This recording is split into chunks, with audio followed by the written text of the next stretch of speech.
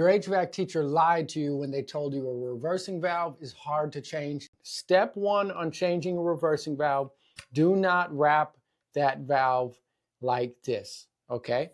The first thing that you're gonna do, you're gonna take that rag. Let's say this is your rag here. You're going to cut that rag down into strips just like this, okay?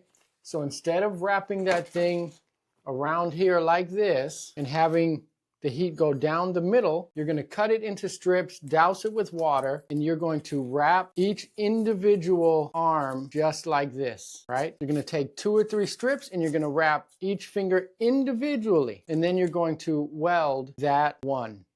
You're not going to braise it and then braise it and then braise it and then cool it down. You're going to wrap it individually so water can't get, or heat can't get past the rag all the way around the individual one. Then you're going to braise this one, and then you're going to cool it down, right? And then you're going to go to the next one. You'll have wrapped each one before you started. Then you do one, you cool it down, done. Then you go to the next one. You finish it, you cool it down, done. Then you go to the next one, you do it, you cool it down, and then you do the bottom. If it's upside down like this, it doesn't matter. You're still going to wrap them individually.